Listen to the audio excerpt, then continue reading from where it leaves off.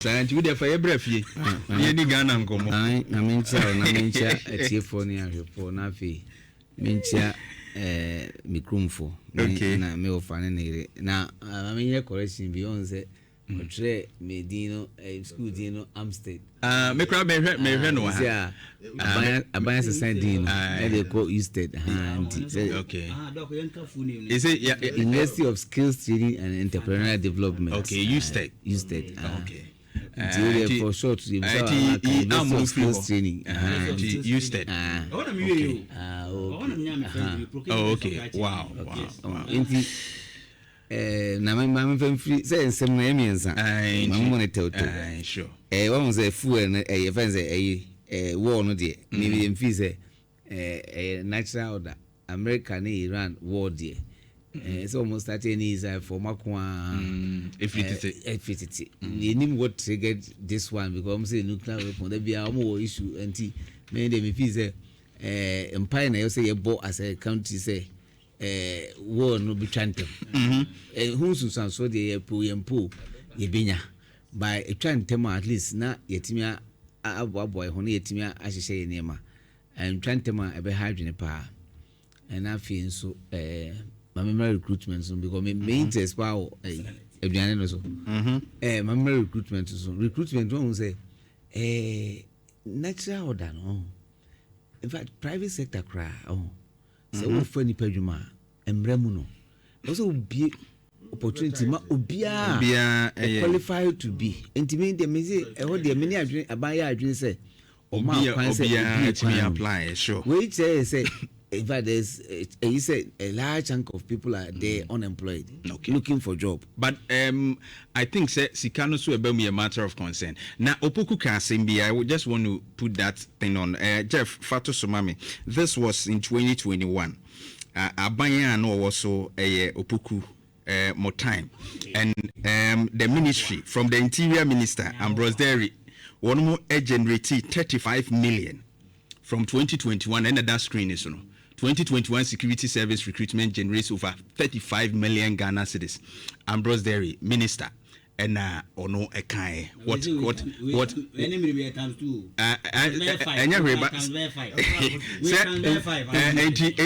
it means abribia yeah as a revenue sika as a scan generating money no just generation but the issue is that in fact recruitment process no and you say auto form na na ejuse ka na ka ho say form go through process into omo ko body selection and say omo yes adwuma na itutu omo ka snacks on be no there's an expense to it okay into the ufe labor law no ma ho labor law no e create say public employment center so for nipa timi register e ko padwuma into ko labor officer utimi ko register uko ayen yeska by private employment agency there so padwuma uko also yeska into the issue ni say yen fan say aban e de sika bam kra say enkwara no ntue sika e say wo mo anya no I say aban hwe say bia say 40% of the amount by other countries who compare to say the US and the others I mean once are you interested application online cry free na but say yentimi nru say enya nru ho say say mo free o mo pay abrochi school e fa o fill form free yes school no be way free hands just auto form and the issue is that the man and say need so okay very kakra na some of the university in Ghana will not take money okay now in fact even private schools private ni be start we rate no from private public enti me them feel say stages enti me who say sisi ano yesu nu aban e say no ofa nipa no ebemu na obi a opportunity obey security service adwuma bia onya chance but we are no discriminate against omo person banase me pay nipa 10,000 to do 10,000 message if you another challenge is that we are 500 person but on a best smart best person to be recruited intimidate them feel say enu die aban nye from so the only challenge a woman say as complaints no does sure about binum say even at omo ye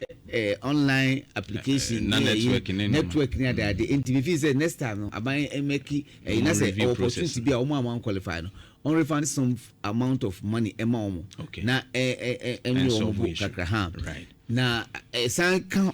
so say as aban take the next steps for creating jobs because which is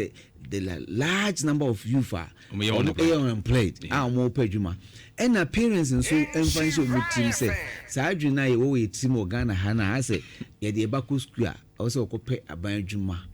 enko na ye no ye nyai na ye incorporate into ye in fact media de bia me advocate say nka be ya nka yen set up entrepreneurship education if you basic school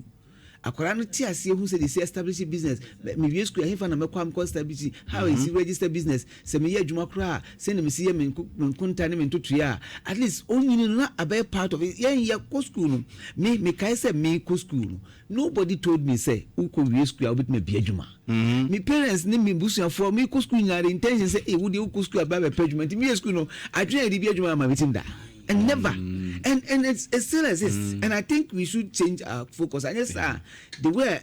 enema ekono aban ntimi mmie adwuma mankofo nya binye be brisa e say ankra enti say abanti anase and then wo hwa emanti ne maban be brikwa whilst they are even in school they start business hand yen fan shey emu na yen fa sa adwene shey emu na entimi emwa say the be adachi bi no enko say they focus na be kwa akoto aban adwuma so na wa nya bi anya na aye problem na me ma aduane nsem we wonim ensem no doso but the woman say the hu pa ne say e Ghana fo bebre ye wo problem with aduane ho asem yenim no kranya me nim bebre nim say implication of say me de me gu me de edru gu aduane so amana abre force no onim say health effects the ignorance is one of the biggest factors. I was say nka me omo nya adwuma yi pa na mo food and drugs authority there that they are buying bit my yarn so binya sa number no enye omo adwuma ne se omo nam hwe ukọ this assemblies your public health units environmental officers sa omo adwuma no omo unim say assembly no bylaw say o person ton aduane onu aduane ton kra I say assembly no license or register omo certificate now the boy baby o ton aduane no na from time to time omo inspect baby o aduane omo kra na ma o koye screening say wo ya de omo ye omo enti obi so ya no papa no start say me ton jollof rice o kwan ho a eno so de abesu so oyen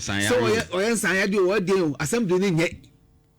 enti me fi say assembly no yen dina zuba ye bona baso ye say what take the step enti on kan chen assembly for aka nyina on take the step say free na ekoi no aduane no from time to time assembly no betimi aye wo ye twoba from time to time no ma ba be hwe system say nipa bia wo ye ade no hu say obi supervise me obi monitor me obi inspect ya obeye ni ye ebe say ma na aduane baso say ade a me di ade we koyi e bia ho implication ni enti ebe ye but enya dia common say esua and your school education system needs to be revised because look like I say obia ko school every SHS oye science student into the emphasis say but education institution must teach the person to understand say aduane am ko di e ho implication ni aduane am di e ho implication ni we ko mi mo e say and you say and the mechanism say ignorance no bigger than all the issues sure. because anybody be bro ho no look me say me classroom me say me student ade me say what we call health and safety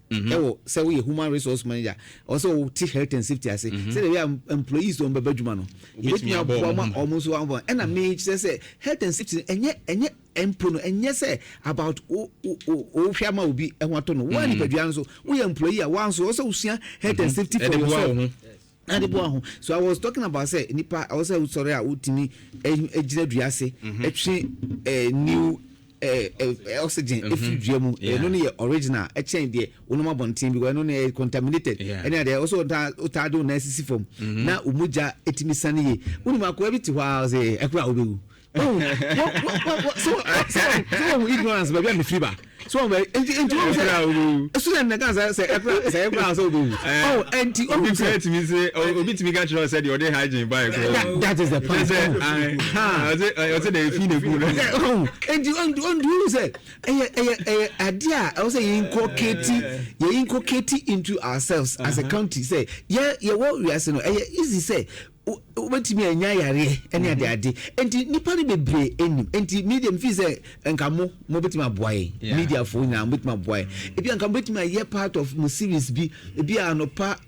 sometimes some advice amodi ma nkrofo na obetimi dia afato nse o ma menche se ne enuane ehia se aduane we na so sorry wudi aduane ahwe ne sei wo last time who one radio station bi na me tie na me feeding koto o nutritions be every morning. Now we bet say nuane a eye ma wo anopa awia anwumre and just time also didi any pace also di aduane no. I think say yen fanka ye ho because it looks like the way air kono. We dey doc wada remember say wa just 30 seconds of your time. Sir information centers in so ya na wo dwom ho no ya such information we betimi aye na ho yeah educate market women no assembly can documentary on that na bia wo kwa na dia mom no wa slot na omo bona no pa awia awumre e bia wo because I didn't who so no first pa no na ye ne na nanom tie na aduane say yare bi say ayare ehu pa wo che yana na me busu say bia e natural me busu say 89 90 92 eno mudi wu ene wu be kone 60 40 no bi ewu ba a critical issue because yen care about your health ena enkofo be brio so Bonibo aba nipa bebreti. They just want money. They just want money, and I think we need to refrain from that because can it say you could nipa Kumah you busa ni fie you busa ni sika and there you busa sika you busa fie and the who scar bibia but this sika ni anko ni bibia and say who ton ade ama wo nua also who tun who say me de ade a me ton ama me nua ade a me ye de ama me nua aduane a me de ma me nua e ma no sunsanso bia na and no say adwene ho because it looks like the way the health issues econo the health issues econo enkwara kura omutimi nya yare bia econo disease am untia say akura won formative years there I feel we so aduane deep bad e dey na ko di aduane bi timi yare and akura 21 no diabetes how can that be possible and we need as a country the aduane asem there you hear proper education and I believe say medical fraternity no any public health assemblies anyina betimi minister of health also etimi part of betimi dia church enkofo nyanti sa niema na seriously okay would you like to touch on the fuel and other economic impact in Accra just so on the medical can want them say fuel price na e dey automatically war no e dey beba by ye empire na mo say Iran for you know say Iran for demands because you say baby ekono e dey na ehu dey me na ha me say one say maybe no America for you na otu say nyame di biasi jaomo by all they've pushed UN aside UN is one UN and bia UN other bia UN I bia was American ko this one other but do you know the unfortunate aspect of they expect other countries say mo follow but omo there omo abro follow and even them visa say no reasons and omo president also there one here careful I want to oh cancer no number or take Otio doc me that say Otio magema 2 minutes on the